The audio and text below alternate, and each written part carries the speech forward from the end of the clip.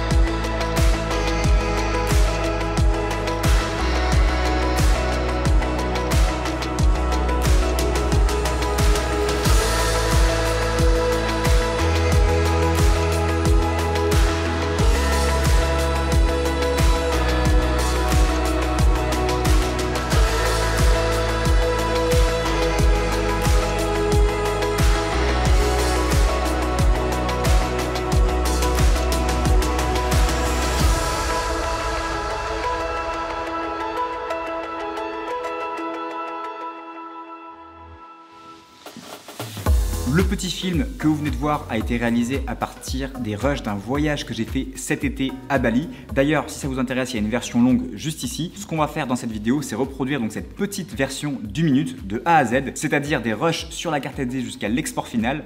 Donc on va voir l'organisation de Premiere Pro, le dérush, le montage, le choix de la musique, l'étalonnage, l'export, tout ce qui fait un montage vidéo. On va rester sur un montage assez simple, mais si vous voulez aller plus loin et pousser votre montage au niveau supérieur, j'ai un truc pour vous à la fin de la vidéo. Personnellement, je monte sur un MacBook Pro, mais si vous êtes sur PC, il n'y a aucun souci, le process est le même, seule l'interface change.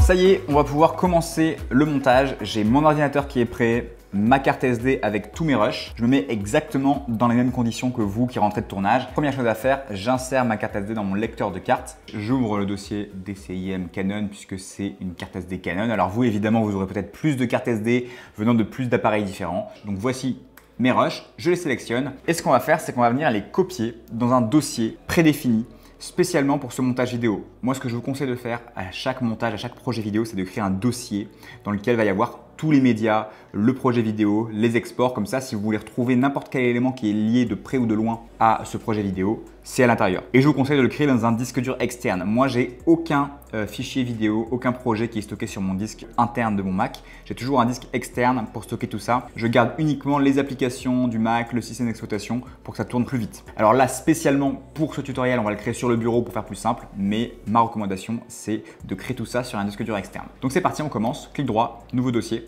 La date 2018, le mois décembre 08 et nom du montage vidéo. Comme vous voyez, j'ai déjà créé ici parce que j'ai préparé un dossier avec un montage déjà prêt pour ce tutoriel, mais là je fais exprès de le recréer depuis zéro pour que vous puissiez exactement voir comment on fait pas à pas. Donc j'ouvre ce dossier, il est vierge et dedans on va venir créer différents sous-dossiers. Donc clic droit, dossier, 01 projet.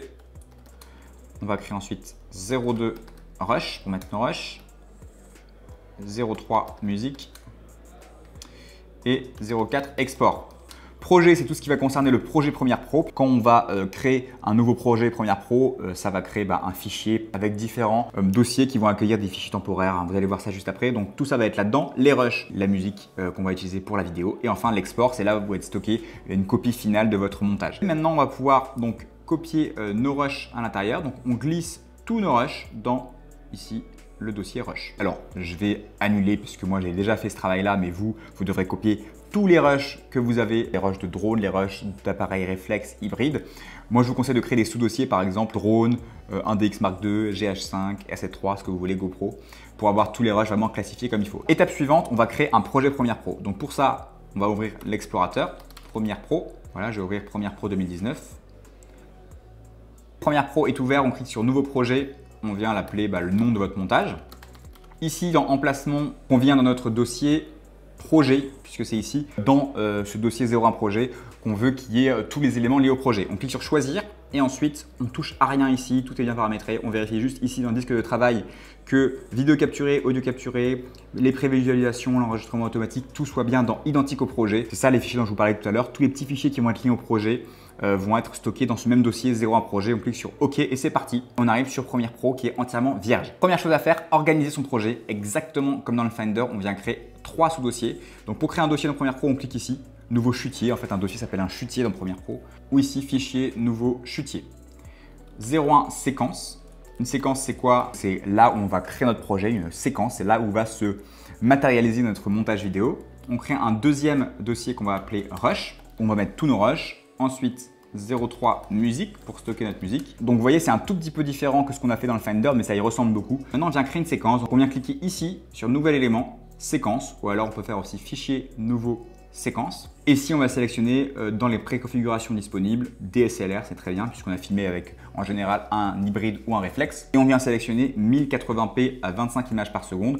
1080 c'est la résolution, ça veut dire qu'on aura un montage vidéo de 1920 pixels par 1080, c'est la résolution standard aujourd'hui, c'est comme ça qu'on va monter notre film. Et 25 c'est le nombre d'images par seconde et pour avoir un rendu cinéma, en France on utilise une base de temps de 25 images par seconde. Aux États-Unis, c'est 24, mais nous, c'est 25. On vient ici écrire 01 dérush, puisque ça va être une séquence de dérush. C'est là qu'on va dérusher notre film. Dérusher, c'est quoi? C'est trouver les différents endroits dans tous vos rushs qui vont vous permettre de monter votre film, les endroits exploitables. On clique sur OK. Et voilà, on a notre première séquence qui est créée. Alors, première chose à faire, on vient la glisser dans séquence pour garder une organisation efficace. Et on va venir maintenant importer nos rushs. Donc, on clique sur notre dossier. Alors celui-ci, c'est celui qu'on a créé tout à l'heure, mais il y a juste le projet, il n'y a rien dedans. Donc on va prendre l'autre dossier que j'ai préparé spécialement en amont de cette vidéo où il y a tous nos rushs. Voilà, ils sont là. On les sélectionne tous et on va venir les glisser tout simplement dans Rush. Ça y est, le logiciel a importé tous les rushs. Alors vous, ça risque de durer un petit peu plus longtemps si vous avez beaucoup plus de rushs. Donc ça y est, les rushs sont importés. On vient cliquer ici sur projet. Vous voyez qu'il y a un liseré bleu quand on clique sur chaque zone de Premiere Pro. Et pour y voir plus clair, ce qu'on peut faire, c'est appuyer sur la touche accent. Une fois que vous avez votre zone avec le liseré bleu, vous appuyez sur la touche U accent, pardon, et la zone se met en grand. Donc ici, on étire un peu et on voit qu'on a tous nos rushs. Donc ici, ce sont les rushs du drone qui sont à 29,97 images par seconde. Et ici, ce sont les rushs du réflexe qui sont à 50 images par seconde. Alors, je ne vais pas vous faire un cours sur le ralenti, le slow motion, la vitesse normale, ça serait beaucoup trop long. Et en plus, j'ai fait une vidéo spéciale qui s'affiche juste ici où je vous explique un peu les différences entre slow motion et vitesse normale. Mais pour résumer, si on shoot à 25 images par seconde, on va avoir un rush qui va être en vitesse normale. Si on shoot à 50 images par seconde, on va avoir un rush qui va pouvoir être ralenti, donc on va pouvoir avoir du slow motion. Et plus on shoot haut, par exemple 100 images par seconde, plus on va avoir du ralenti. Donc tous ces rushs-là vont pouvoir être ralentis. Et ceux-là sont à 29, un petit peu plus que 25, donc ils vont pouvoir également être ralentis un petit peu.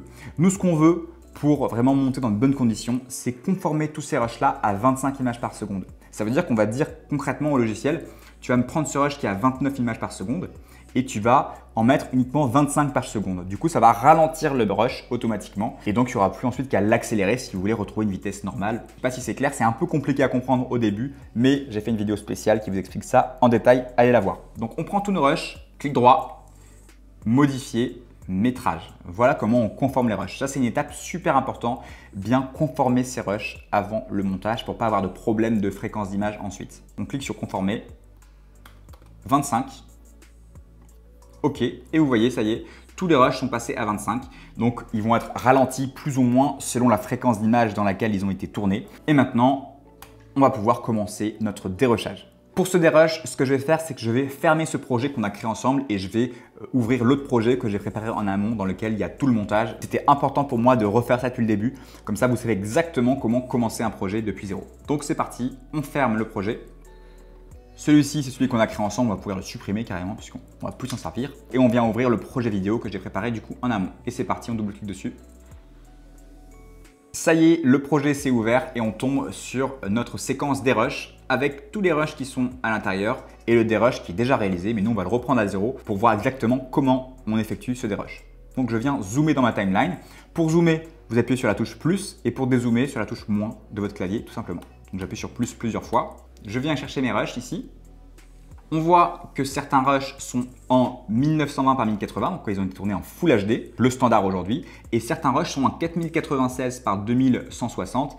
Là, c'est des rushs qui ont été tournés en cinéma 4K. Il y a une petite différence, il y a deux 4K différentes. Il y a la cinéma 4K qui est à 4096 par 2160 et on a la 4K tout court ou l'Ultra HD qui est à 3840 par 2160. Donc, on a certains rushs qui sont en Ultra HD, certains rushs qui sont en cinéma 4K et d'autres rushs qui sont en Full HD. Et on a des fréquences d'image différentes. Et j'ai fait exprès de mélanger les résolutions, de mélanger les fréquences d'image puisque ça risque de vous arriver d'avoir des rushs dans différentes fréquences d'image, différentes résolutions. Donc, première chose qu'on a vu, c'est bien de conformer toutes les fréquences d'image à 25. C'est le cas. Et maintenant, on va voir comment on traite le reste. Je prends mes rushs et je viens les glisser, déposer dans ma séquence. Je vais dézoomer un petit peu. Alors, je vais décaler tout ça. Donc, je clique et je décale mes rushs vers la droite pour y voir plus clair. Hop, je clique sur la timeline et je viens zoomer un peu. Ici, on voit qu'on peut parcourir nos rushs. Par contre, certains rushs sont très zoomés, puisque en fait, ce sont des rushs en 4K. Et comme on les a mis dans une séquence en 1080, automatiquement, ils viennent se zoomer. Donc nous, ce qu'on va faire, c'est on va rectifier ce problème. Donc on sélectionne tous les rushs, clic droit, ajuster à la taille de l'image. Ça va ajuster automatiquement tous les rushs en 4K en Full HD. Voilà, cette fois, on a tous les rushs qui sont à la bonne taille. Maintenant, on vient zoomer un petit peu. Et on vient scroller, on va parcourir nos rushs avec la souris et chercher les moments qui nous correspondent le plus, les moments qu'on veut garder. Donc là, par exemple, Marine qui marche de dos, j'aime bien. Donc on va garder uniquement ce moment. Donc je vais zoomer et on appuie sur la touche R pour ajouter une coupe. Alors, petit stop à ce moment-là, j'ai appuyé sur R pour ajouter une coupe, mais vous, si vous appuyez sur R, ça risque pas d'ajouter une coupe parce que par défaut, Adobe Premiere Pro propose des raccourcis clavier qui sont les siens, mais moi, avec le temps, j'ai créé mes propres raccourcis clavier. Du coup, je vais vous les mettre en description. Donc, en description, vous avez un petit lien avec mes raccourcis clavier. Vous cliquez dessus, vous allez avoir un fichier PDF qui va s'ouvrir avec tous mes raccourcis clavier. Alors, vous faites comme vous voulez pour la suite. Soit vous changez vos raccourcis clavier, vous prenez les miens. Moi, c'est ce que je vous conseille de faire. Vous allez mieux comprendre le tuto. Soit vous gardez ceux de Premiere Pro. Dans tous les cas, je vous dirai à quoi correspond chaque raccourci pour que vous puissiez facilement vous y retrouver. Pour changer les raccourcis, on vient dans Premiere Pro en haut, raccourci clavier ici. Les raccourcis clavier s'affichent et ici, vous double-cliquez sur chaque raccourci et vous pouvez changer chaque lettre. Donc, vous mettez les raccourcis sur ma fiche PDF si vous voulez les mêmes que moi et à la fin, vous enregistrez les raccourcis. Moi, je les ai enregistrés sous le nom Louis. Et comme ça, vous avez donc tous vos raccourcis clavier qui ont changé et vous allez pouvoir continuer la vidéo. Donc, on appuie sur R. Donc, ça ajoute une coupe. La fonction, c'est ajouter une coupe. On scrolle un petit peu et voilà, on arrive jusque là. Par exemple, on rajoute une coupe, on réappuie sur R et là, on a une petite portion qui est coupée et on vient la glisser sur la piste vidéo numéro 2. Ça, c'est ma technique pour dérusher et je fais ça avec tous les rushs. Donc, par exemple, je continue. Voilà, on continue. Marine qui s'amuse à la plage. Voilà, ça m'intéresse. Donc, je viens zoomer un petit peu. Je sélectionne mon clip, R. Je glisse un peu, hop. Et ça m'intéresse jusque là. Et je viens glisser vers le haut. Et je continue. Alors, pour naviguer dans vos rushs, soit vous glissez avec la souris, soit vous appuyez sur la touche D. Une fois, ça avance doucement. Deux fois, ça avance x2. Trois fois, x3, etc. S pour arrêter. Et Q, ça va dans l'autre sens. Donc, Q une fois, Q deux fois, Q trois fois. Donc ça, c'est un moyen facile de vous déplacer dans vos rushs. Q, S, D. S pour arrêter, D pour aller vers l'avant, Q pour aller vers l'arrière. À nouveau, c'est mes raccourcis clavier. Je crois que Premiere Pro, par définition, c'est JKL. Donc, je continue.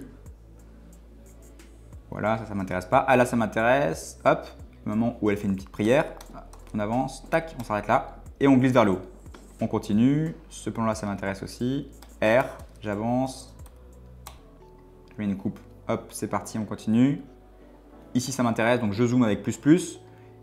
R pour mettre une coupe. J'appuie sur la touche D pour accélérer. Je m'arrête ici, je mets une coupe avec R, je surélève. Etc. etc. Vous faites ça pour tous vos rushs. Donc, ça prend des heures, voire des jours. Moi, pour le film de Bali, où j'avais énormément de rushs, parce que là, vous voyez qu'une sélection, mais j'en avais beaucoup plus. J'ai mis plusieurs jours à dérusher. Donc, c'est un peu fastidieux comme travail, c'est un peu long, mais c'est très important parce que si vous dérushez bien, après, le montage va être grandement facilité. Quand vous avez terminé tout ça, vous arrivez à ça.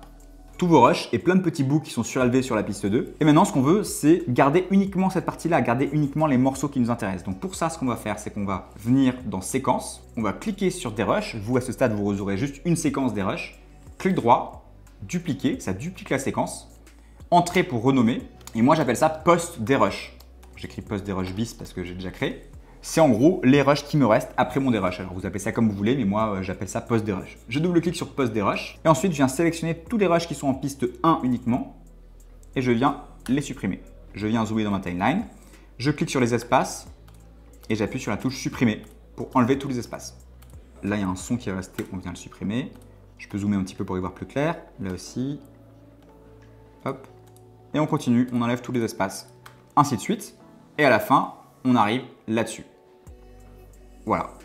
Donc si vous avez bien fait les choses, vous avez votre dérush qui se présente comme ça, votre post dérush. C'est le moment de trouver une musique qui va bien fitter avec notre film. Moi, j'utilise 3 sites différents pour trouver de la musique. Artlist, Epidemic Sound et MusicBed. J'ai d'ailleurs fait une vidéo spéciale là-dessus si vous voulez vraiment savoir toutes les différences entre ces sites. Pour ce film-là, j'ai choisi une musique sur MusicBed. MusicBed, c'est un site très qualitatif. Vous voyez ici, si je clique sur Membership, on voit qu'il y a différents abonnements. Donc pour les créateurs, pour les mariages, pour les freelances, enfin tout un tas d'abonnements différents. Pour 10 € par mois, vous avez accès à un catalogue vraiment génial en musique. Si ça vous intéresse, il y a un lien juste en dessous. Alors comment on cherche une musique dans MusicBed? On clique ici sur Browse, donc parcourir. Et on a toutes sortes de musiques, donc on clique sur Play et on voit directement l'onde sonore ici. On peut parcourir la musique, trier par genre, par mood, par instrument. C'est vraiment très bien fait. Et quand vous avez choisi votre musique, vous cliquez sur Download. Moi, j'ai déjà choisi ma musique sur MusicBed et je l'ai mis ici dans Musique. Donc vous la copiez bien ici. Moi, j'ai choisi Unbroken de Rory. Ensuite, vous l'importez dans votre projet Premiere Pro et vous la placez bien dans le dossier Musique. On va à nouveau dupliquer notre séquence post-dérush. On va la renommer montage, parce que maintenant, on va monter la vidéo. Montage bis, parce que j'ai déjà créé une timeline montage. On vient tout sélectionner avec commande A et on supprime tout. On prend ensuite notre musique, on va venir la déposer dans la timeline. Et là, on voit qu'elle dure 3 minutes 30. Donc si je fais play, on peut entendre la musique. Et ensuite, l'étape suivante que j'effectue, c'est que je vais venir restructurer la musique. Donc je vais couper ici, tout simplement, dans la musique, avec la touche R, enlever des parties. Il faut écouter et faire en sorte que ça tombe bien sur les rythmes pour ne pas voir les coupes. Et à la fin, je me retrouve avec, alors si je vais dans montage, faites pas attention à tous les rushs qui sont au-dessus, on va y venir juste après, mais je me retrouve avec ça. Une musique qui est coupée et qui dure 1 minute. Je ne vais pas vous expliquer exactement comment faire tout ça dans cette vidéo. Donc on va imaginer que votre musique est restructurée. Donc on va la copier et on va venir la coller ici. Il ne vous reste plus qu'à monter. Donc pour monter, on prend notre post dérush. On prend tout, on vient copier tout simplement le post dérush et le coller dans la timeline.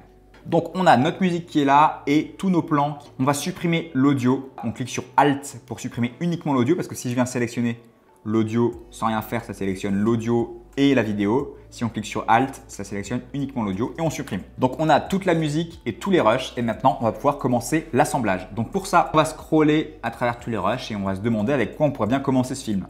Donc moi, comme on est à Bali, et qu'il y a beaucoup de plages, j'ai envie de commencer par un plan de plage et je vois qu'ici il y a du drone. Le drone c'est sympa parce que ça donne vraiment une impression de hauteur, on voit bien où on est. Donc pour commencer un film c'est toujours bien. Donc je vais commencer avec ça, avec ce plan là par exemple. Donc je vais mettre mon plan ici, ensuite je vais mettre celui-là parce qu'on voit donc l'endroit où on voit des surfeurs, on les voit d'un angle différent donc ça m'intéresse. Marine ensuite qui dit bonjour à la caméra, ça m'intéresse puisque ça introduit un peu la vidéo. Donc voilà, ce rush là j'aime bien. En fait je place un peu comme ça mes rushs dans l'ordre sans forcément les monter en musique. Ensuite ça je supprime du coup, ça j'aime bien. Et donc vous continuez comme ça et vous placez un peu vos rushs dans un ordre qui vous paraît bien. Donc à la fin vous aurez quelque chose comme ça, avec tous vos rushs qui seront un peu espacés dans un ordre qui vous convient. Et vous allez maintenant pouvoir commencer le montage. Donc on vient zoomer dans la timeline, on prend nos premiers rushs et on les décale sur la gauche. Ici on peut monter un peu la piste vidéo 1 pour y voir plus clair. Plus pour zoomer et on va écouter. Alors là, il y a, vous voyez, une pulsation ici. Ici et là, pile ici. Donc j'ai envie de commencer avec mon premier rush ici. C'est très important de monter en musique, donc de placer les cuts sur les différentes pulsations de la musique. On réécoute et on va placer notre rush ici. Hop, on regarde ce que ça donne. Bah, c'est parfait. Avant de continuer, juste une petite chose. Là, on est sur un format Full HD, donc 1980 pixels par 1080. Et vous voyez que dans mon montage à moi, on a un format qui est beaucoup plus allongé. Je préfère ce format-là parce que je trouve ça beaucoup plus cinématographique. Pour faire ça, comment on fait? On fait un clic droit sur le montage, réglage de la séquence. Et ici, on vient tout simplement changer ce paramètre. Au lieu de 1080, on va mettre 817. Ça correspond à un ratio 21/9, à un ratio cinémascope. On clique sur OK. Et voilà, maintenant on a notre format qui est cinéma. Donc là on voit bien que le rush prend pas assez d'espace dans ce format-là. Donc on clique sur Option d'effet ici. Et ici dans échelle, on vient grossir tout simplement l'échelle pour que ça remplisse tout l'espace. On dézoome un petit peu et on va venir copier ce paramètre sur tous les autres rushs parce que c'est le cas aussi pour les autres rushs. Donc on clique sur trajectoire, commande C pour copier, commande V. Et voilà, tous les rushs prennent maintenant toute la place de notre format cinéma. Donc c'est parti, on recommence le montage. Pardon pour cette petite parenthèse. Hop, c'est parti. Ah, là on a une deuxième pulsation, donc on va mettre le deuxième plan.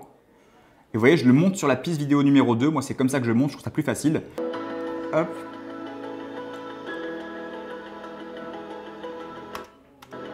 Voilà, il y a une autre pulsation juste ici. Donc on va allonger un peu le rush précédent. On va ajouter notre troisième rush. Hop. Super. Et là, on a encore une pulsation, donc on continue comme ça. Hop.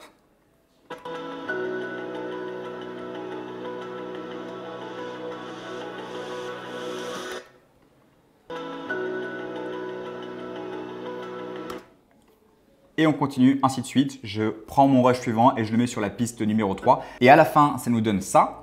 Alors, vous avez déjà vu le film final au début. Comme vous avez pu voir, ce que j'ai fait, c'est quand la musique était calme, j'ai laissé les rushs assez longtemps. Et quand la musique s'accélère un peu, bah là, je cut beaucoup plus vite, mais toujours sur les pulsations de la musique. Donc, c'est ça qu'il faut retenir. Donc voilà, maintenant, vous savez comment assembler ces rushs. On va pouvoir passer à la dernière étape de notre montage qui est l'étalonnage. En fait, dans l'étalonnage, il y a deux parties. La correction colorimétrique, donc on va rétablir le contraste, la saturation, la lumière dans l'image pour être sûr d'avoir une image parfaitement exposée avec des bonnes couleurs. Et ensuite, il y a le style. Le style, c'est donner vraiment un look à l'image. Et pour ça, on utilise des luttes, mais malheureusement, on ne pourra pas voir cette partie aujourd'hui. Donc, on va voir uniquement la correction colorimétrique. Mais ça peut suffire pour un film de voyage. Pas besoin forcément d'avoir un look très prononcé. Déjà, si vous avez une correction colorimétrique bien faite, le film peut être nickel. Donc, on vient dans couleur ici, l'onglet couleur en haut, et on a le panneau couleur lumétrique qui s'affiche. Vous allez dans correction de base, vous cliquez sur votre rush, et ensuite vous allez pouvoir modifier la température de couleur. Vous voyez que l'image devient bleue ou jaune. La teinte, plutôt vert, plutôt rouge. L'exposition, donc est-ce que l'image est plus ou moins lumineuse. Le contraste, donc là c'est rendre les noirs plus noirs et les blancs plus blancs, donc ça contraste votre image. On a tous ces paramètres là, ainsi que la saturation évidemment, qu'on peut modifier. Donc c'est parti, là je trouve que mon image n'est pas assez contrastée, donc je pousse le contraste. Je baisse un peu les tons foncés, je remonte un peu les tons clairs. Je remonte un peu les tons blancs aussi, je pousse un peu la saturation. Voilà, peut-être un peu de rouge dans l'image. Et voilà, on regarde le avant-après. Si je décoche ici l'effet lumétrie, je vois avant, après, on voit déjà qu'il y a une grosse différence. Et on continue, prochain plan. Là, peut-être que l'image est un peu trop surexposée. J'ai un peu raté mon exposition. Du coup, je baisse un peu l'exposition ici. J'augmente le contraste. Je baisse un peu les tons foncés. Voilà, après, c'est du tâtonnement. C'est votre œil aussi qui va vous dire si c'est bien fait ou non. Alors, bien sûr, après, si on fait de l'étalonnage plus poussé, il y a des outils qu'on peut afficher en plus pour mieux gérer sa colorimétrie. On continue. Imaginons par exemple qu'on prend un plan maintenant comme ça pour changer un peu d'ambiance. Donc là, on baisse un peu les tons foncés, on monte un peu les tons clairs pour contraster l'image. Je peux contraster un peu encore plus. Voilà, on pousse un peu la saturation. Avant, après. Voilà, vous savez comment étalonner. Je vais m'arrêter là, ça ne sert à rien de le faire sur tous les plans, mais vous avez compris. Vous ajustez les différents paramètres d'exposition, de contraste, les tons clairs, les tons foncés, la saturation, pour trouver une image qui vous correspond et qui soit bien harmonisée. Donc maintenant, il ne nous reste plus qu'une seule étape qui est l'export. Il faut que vous exportiez votre film. Vous allez au début de votre film, vous mettez un point d'entrée, donc pour ça, vous appuyez sur la touche I. Vous allez à la fin de votre film et vous mettez un point O pour la sortie. Vous voyez, ça met une espèce de barre au-dessus qui sélectionne tout votre film. Ensuite, vous appuyez sur commande E avec mes raccourcis ou sinon, vous appuyez sur exportation média et vous arrivez sur l'interface d'exportation de Adobe Premiere Pro. Vous cliquez ici sur H264. Ici, dans les préconfigurations, vous choisissez YouTube Full HD.